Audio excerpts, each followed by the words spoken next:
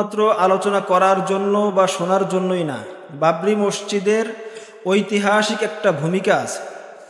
সেই ভূমিকাটা আমাদের বুঝতে হবে এবং বাবরি মসজিদকে কেন্দ্র করে, বাবরি মসজিদকে ভেঙ্গে ফেলে সেখানে রাম মন্দির নির্মাণের এই আন্দোলনকে সামনে নিয়ে এই উপমহাদেশে যে হিন্দুত্ববাদের উত্থান, এটাও আমাদের বুঝতে হবে।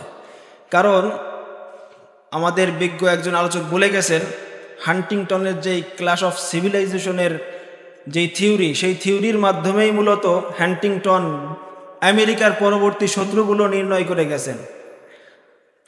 সভ্যতার শত্রু হচ্ছে মুসলমানরা, আদর্শিক শত্রু হচ্ছে মুসলমানরা। তাদের আমেরিকার শত্রুতা সভ্যতার দিক থেকে করতে হবে ইসলামের সাথে, মুসলমানদের সাথে। আর অর্থনৈতিকভাবে তাদের প্রধান শত্রু হবে চৈনিক সভ্যতা, চীন, যেটা এখন মোটামুটি সবার সামনে স্পষ্ট হয়ে গেছে। আমেরিকার অর্থনৈতিকভাবে সবচেয়ে প্রতিদ্বন্দ্বী হচ্ছে চীন। তা আমাদের একটা বিশ্ব আগ্রাসী শক্তির বিরুদ্ধে সবসময় তো আমাদের মোকাবেলা করতে হয়। আমরা এখন সামরিকভাবে পারতেছি না, বাকি বুদ্ধিভিত্তিকভাবে আমাদের মোকাবেলা করতে হয়। কিন্তু বাংলাদেশ যেহেতু ভারতের গর্ভে বসবাস করে, এরকমই দেখা যায়। এই জন্য ভারতের সাথেও আমাদের একটা সংঘাত সবসময় থাকে। ভারত পরিপূর্ণ পশ্চিমা সভ্যতায় নিয়ন্ত্রিত না। ভারত বর্তমানে যারা সরকার রয়েছে তারা সম্পূর্ণ হিন্দুত্ববাদী মনোভাবে বিশ্বাসী। এই জন্য বাবরি মসজিদটা শুধুমাত্র আলোচনা শুনলেই হবে না। আমাদের মধ্যে যে চৈতন্যহীন মানসিকতা, চেতনা নাই বললেই চলে। আমরা কি করতেছি, কি করব, কি করা উচিত, আমাদের পদক্ষেপ কি হওয়া দরকার, সামাজিকভাবে আমাদের কি পদক্ষেপ হওয়া দরকার, রাজনৈতিকভাবে আমাদের কি পদক্ষেপ হওয়া দরকার, একাডেমিকভাবেও আমাদের কি পদক্ষেপ হওয়া দরকার, কোন বিষয়ে বেশি বেশি অধ্যয়ন করা দরকার, এগুলো অনেক সময় আমরা বুঝি না। কারণ মূল চেতনাটা আমাদের একেবারে কম, মানে চেতনার জায়গাটা নাই বললেই চলে। বাবরি মসজিদ আন্দোলনটা 1992 সালে বাংলাদেশে শাইখুল হাদিস আল্লামা আজিজুল হক রহমতুল্লাহি আলাইহির মাধ্যমে বাংলাদেশে অনেক ব্যাপকতা লাভ করেছে। কারণ ওই সময় ভাঙ্গা হয়েছে। তা ভাঙ্গা তো সর্বশেষ, এর আগে তো এটা নিয়ে অনেক কিছু আছে। বাবরি মসজিদের এই জায়গাটা মূলত একটা বিতর্কিত জায়গা। হিন্দুরাও দাবি করে এটা তাদের তীর্থস্থান, রাম মন্দিরের জায়গা, রাম জন্মভূমি, রাম এখানে জন্মগ্রহণ করছিল, এটা হিন্দুদের দাবি। আবার মুসলমানরা তো আগের থেকেই বাবরি মসজিদে তারা ইবাদত বন্দি করতেছে। 1947 সালে যখন দেশ ভাগ হয়, দেশ ভাগ হওয়ার 2 বছর পরে একদিন রাতে হঠাৎ করে বাবরি মসজিদের মধ্যে রামের ছেলে রামলালা, মানে শিশু রামচন্দ্রের জন্ম হয়, মানে আবিষ্কার হয়, জন্ম হয়। ওদের তো মূর্তি, ওরা হচ্ছে গোপনে গিয়ে পরিকল্পিতভাবে সেই মসজিদের মধ্যে এই রামকে রেখে আসছে, রামলালাকে রেখে আসছে। তো এটার পরে তো যখন চারিদিকে ছড়িয়ে পড়ার পরে তখন জওহরলাল নেহরু, ওই সরকার ক্ষমতায় ছিল, আর অযোধ্যার যেই সরকার ছিল, এরা দেখতেছে যে এটা মানে বিশৃঙ্খলা হবে, সাম্প্রদায়িক দাঙ্গা সৃষ্টি হবে, এই কারণে এখানে সিলগালা করে দিয়েছে মসজিদের মধ্যে। 1939 সাল, 47-এর পরে 1939 সালের পর থেকে বাবরি মসজিদে আর ইবাদত করতে পারে নাই কেউই, মুসলমানরাও পারে নাই। এটা মূলত পরিকল্পিত, মানে এইখানে যেন মুসলমানরা না পারে, ইবাদত করতে না পারে। হিন্দুরা পারতেছে না, হিন্দুরা করবে না, সমস্যা নাই, মুসলমানরা করতেছে, মুসলমানরাও যেন না করতে পারে, এই জন্য পরিকল্পিত এই একটা কাহিনী তারা তৈরি করছে। এরপরে দীর্ঘদিন প্রায় 32 বছর এখানে কোনো ইবাদত বন্দি কিছুই হয় নাই। এরপরে ওরাই এ নিয়ে বহুত মামলা হচ্ছিল, বাবরি মসজিদ নিয়ে অনেকবার কোর্টে এটা নিয়ে মামলা হয়েছে। ওরা হিন্দু পরিষদ গঠন করছে এটাকে রাম মন্দিরকে উদ্ধার করার জন্য। এরপরে মুসলমানরা বাবরি মসজিদ কমিশন গঠন করছে, অনেক আন্দোলন এ নিয়ে হয়েছে। সর্বশেষ 1984 সালে একজন বিচারক, সে অনৈতিকভাবে, অন্যায়ভাবে এই বাবরি মসজিদকে খুলে এখানে হিন্দুদের মন্দিরের জন্য রায় দিয়ে দিয়েছে। এরপরে তো এটা নিয়ে ব্যাপক আন্দোলন, অনেক কিছু হয়েছে। তা আসলে 1939 সালে, 49 সালে এটাকে সিলগালা হইল কেন, কিভাবে করা হয়েছে, 1984 সালে এটাকে আবার খুলে দিয়ে হিন্দুদের জন্য উন্মুক্ত করে দেওয়া হলো, এগুলো সবই একটা সাসপেন্স থ্রিলারের মতো। মানে এখনো এটা সমাধান হয় না, মানে রোমাঞ্চকর একটা কাহিনী, মানে কেন হইলো এগুলো কোনো সমাধানও হয় না, এগুলোর বিচার ওদের মতো করে দিয়ে দেয়। তা আসলে মূল কথা হচ্ছে আল্লাহ তাআলা কোরআন তো বলেই দিয়েছেন, লাতাজিদান্না আশাদ্দান নাসি আদাওয়াতাল লিল্লাযিনা আমানুল ইয়াহুদা ওয়াল্লাযিনা আশরাকু, মুমিনদের সবচেয়ে বড় শত্রু হলো ইহুদি, এরপরে মুশরিকরা। আমরা বাংলাদেশে যতই ওদেরকে নিরাপত্তা দিই না কেন, আমাদের ধর্মীয় গুরু বলছে যে কোনো হিন্দুর উপর আক্রমণ করা যাবে না, আল্লাহর নবী বলে গেছেন যে কোনো অমুসলিমের উপরে নির্যাতন করা যাবে না। আমরা মানি, ধর্মের কথা মানি, কিন্তু ওরা তো ধর্মের কোনো বাণী মানে না, ওদের তো ধর্মের বাণীই নাই, সব নিজেরাই তৈরি করে। এই জন্য ওদের স্বার্থের জন্য যখন যা প্রয়োজন হয় তাই করে। মুসলমানদেরকে নির্যাতন করার সময় একবারও তারা চিন্তা করে না। তো এই যে এইভাবে যে অযোধ্যার পট পরিবর্তন, এইভাবে যে বাবরি মসজিদ এবং রাম মন্দিরের এই পট পরিবর্তন, এই পট পরিবর্তনের এই পটভূমিটা কাজে লাগিয়েছে ভারতীয় জনতা পার্টি বিজেপি। বিজেপির নাম শুনছেন আপনারা? এখন যারা ক্ষমতায়, এটা এই জন্যই বললাম যে আমাদের অনেক সময় বাংলাদেশে কি ঘটতেছে, বাংলাদেশের বাহিরের শক্তি কোন দেশ, ওই দেশে কারা সরকারের ক্ষমতায় রয়েছে, সেই সরকারের যারা ক্ষমতায় রয়েছে তাদের মনোভাব কেমন, তারা কোন দর্শন লালন করে, এরপরে ওদের পররাষ্ট্রনীতি কি, এইগুলো আমরা চিন্তা করি না। চিন্তা না করার কারণে আমি আমার কর্মকৌশল নির্ধারণ করতে পারি না। এই জন্য বিজেপি নামটা মনে রাখতে হবে। এই ভারতীয় জনতা পার্টি, এই পার্টিটা মূলত এই অযোধ্যার এই পটভূমি এটাকে কাজে লাগিয়েছে। তারা তাদের রাজনৈতিকভাবে তারা রাম মন্দির উদ্ধারের এই মিশনটাকে হাতে নিয়েছে।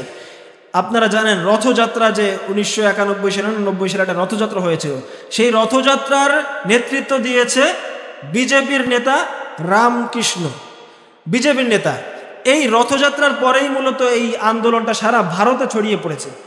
আপনি বলবেন যে এটাকে কিভাবে তারা রাজনৈতিকভাবে গ্রহণ করলো। 1984 সালে 1986 সালে যে নির্বাচন হয়েছে ভারতে, সেই নির্বাচনে বিজেপির এমপি ছিল মাত্র 2 জন। 5 বছর পরে বিজেপির এমপি হয়ে গেছে 86 জন। আর 2024 সালে 281টা আসন নিয়ে তারা একেবারে ক্ষমতায় চলে আসছে।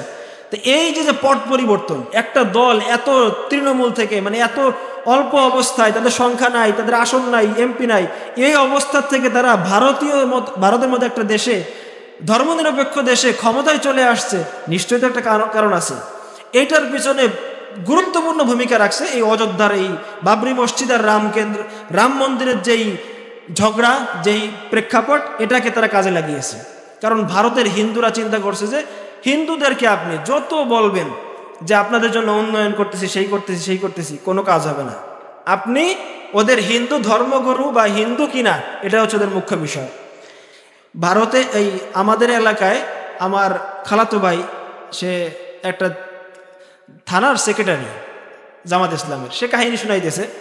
মিয়া গুলাম পরোয়ার একবার এমপি ছিল ডুমুরিয়া, ওই সমস্ত এলাকায়। তো একটা এলাকায় সব হিন্দু অধ্যুষিত এলাকা। তা উনি যেই 5 বছর এমপি ছিলেন, সেই 5 বছরে ওই এলাকায় এত উন্নয়ন হয়েছে, এটা ওরাও স্বীকার করে। মানে এটা নদী পার হয়ে যেতে হয়, একটা মানে ছোট একটা দ্বীপের মতো, ওইখানে কেউ কোনো সরকার উন্নয়ন করে না। উনি যাওয়ার পরে স্কুল করে দিয়েছে, রাস্তাঘাট, বিদ্যুৎ, সব যত উন্নয়ন দরকার সব করে দিয়েছে। কিন্তু পরের বার আবার যখন ভোট দেওয়ার সময় ওই এলাকার থেকে মাত্র 113টা ভোট পাইছে, কিন্তু ভোটার আছে প্রায় 2 থেকে 3 হাজার। পরে উনি যাওয়ার পরে হিন্দুরাই বলতেছে, হুজুর আপনাকে ভালোবাসি, আপনাকে ভালো লাগে, আপনি কাজও বেশি করছেন, কিন্তু আপনি একটু নৌকা নিয়ে নির্বাচন করতে পারেন না? বুঝছেন তো? আপনি একটু নৌকা নিয়ে নির্বাচন করতে পারেন না? আপনি তো নির্বাচন করেন অন্য মার্কা নিয়ে। নৌকা নিয়ে নির্বাচন করলে আপনাকে ভোট দিব কেন? কারণ ভারত থেকে বলে দেওয়া হয়েছে ওদের ধর্মগুরুর কাছে সব হিন্দুরা নৌকাকে ভোট দিতে হবে। বুঝে আসছে তো? এই জন্য ওরা উন্নয়ন দেখে না, ওরা কোন সরকার সবকিছুর জন্য ভালো তা দেখবে না, ওরা ওদের ধর্মীয় মানে গোড়ামি, এই ক্ষেত্রে ওরা অনেক বেশি। এই জন্য কংগ্রেস ভারতের জন্য ভালো, এই উপমহাদেশের জন্য ভালো। কংগ্রেস তারা মোটামুটি উন্নয়নও বেশি করে, কিন্তু ভারতের হিন্দুরা কংগ্রেসের সমর্থন কমিয়ে বিজেপির সমর্থন বেশি দিয়েছে। কারণ ওই রাম মন্দির এবং হিন্দুত্ববাদী যে মানসিকতা, হিন্দু ধর্মকে তারা প্রতিষ্ঠিত করতে চায়, এই জন্য তারা বিজেপির পক্ষে মাঠে আছে এবং বিজেপিকে ক্ষমতায় বসিয়েছে।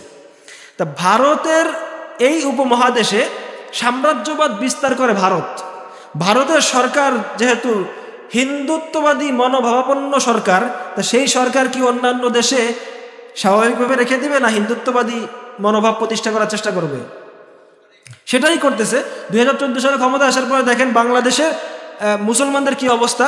মুসলমানরা সর্বদিক দিয়ে যে কোণঠাসা হয়ে যাচ্ছে, ইসলামের কাজ করতে, বাংলাদেশ মুসলিম সংখ্যা গরিষ্ঠ দেশ, এই দেশে আপনি ইসলামের কাজ করতে গেলে বাধা, যেখানে সেখানে বাধা, ঢাকা বিশ্ববিদ্যালয়ে বাধা, অমুক বিশ্ববিদ্যালয়ে বাধা, মাহফিল করতে গেলে বাধা, মানে যাবতীয় রাজনৈতিকভাবে ওলামায়ে কেরাম যে সামনে আসবে, ইসলামপন্থীরা সামনে আসবে, সেখানে বাধা।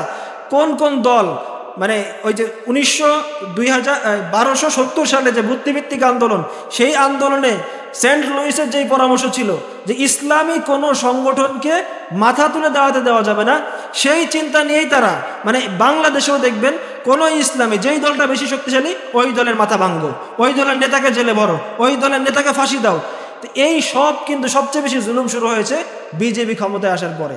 কারণ হিন্দুত্ববাদী সরকার যতক্ষণ থাকবে সে হিন্দুত্ববাদকে বাস্তবায়ন করার জন্য চেষ্টা করবে। এই জন্য এটা মাথায় রাখতে হবে, যেভাবে চলতেছি এভাবে চললে হবে না। এই বাবরি মসজিদটা যেভাবে কাজে লাগিয়ে হিন্দুত্ববাদী সরকার বিজেপি যেভাবে কাজে লাগিয়ে তারা ভারতের ক্ষমতায় চলে গিয়েছে, এই বাবরি মসজিদের চেতনাকে আমাদের ধারণ করতে হবে। এই বাবরি মসজিদকে ফিরিয়ে আনার জন্য বাংলাদেশ থেকেও ক্যাম্পেইন করতে হবে, বাবরি মসজিদকে উদ্ধার করার জন্য আমাদের সংগ্রাম করতে হবে। লং মার্চ সাইকুল হাদিস সাহেব একবার করেছিলেন, প্রয়োজনে আমরা আবার লং মার্চ করব, কিন্তু বাবরি মসজিদকে আমাদের অন্তর থেকে, আমাদের চেতনা থেকে কোশ্চিনকালও বিস্তৃত হতে দেওয়া যাবে না ইনশাল্লাহ। আর আমাদের যারা আমরা সংগঠন করি, আমাদের জন্য দুই একটা কথা, সংগঠন যারা করি আমাদের দায়িত্ব অনেক বেশি। কারণ হচ্ছে যারা সংগঠন করে না তারা, প্রথম কথা হলো তারা সংঘবদ্ধ না।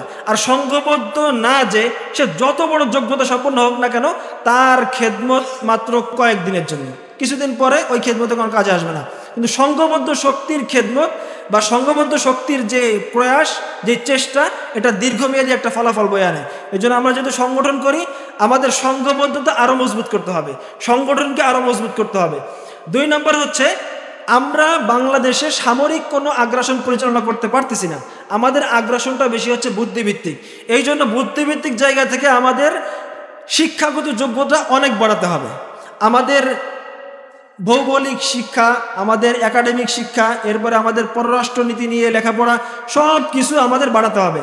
কারণ আমরা কোন দেশে বসবাস করি এবং এই দেশে বসবাস করে আমার কোন কোন শক্তির সাথে মোকাবেলা করতে হবে এবং কোন কোন চ্যালেঞ্জ মোকাবেলা করতে হবে সবসময় মাথায় রাখতে হবে। আধুনিকতার ঝঞ্ঝাবায়ুতে গা ভাসিয়ে দিলে আমরা কিছুদিন পরে আর এই বাংলাদেশে ওই উদ্বাস্তের মতো বসবাস করতে হবে। তো সেই পরিবেশ যেন না হয়, আমরা যেন আমাদের স্বকীয়তা নিয়ে, আমরা যেন আমাদের ইসলামের আদর্শকে সগৌরবে রেখে, আমাদের ইসলামের ঝান্ডাকে উঁচু করে এই দেশে বসবাস করতে পারি, সর্বোপরি এই দেশের রাষ্ট্রীয় ক্ষমতা ইসলামকে বিজয়ী করতে পারি, সেই আশাবাদ ব্যক্ত করে আমি আমার সংক্ষিপ্ত আলোচনা এখানেই শেষ করছি। ওমা আলাইনা ইল্লাল বালাগ।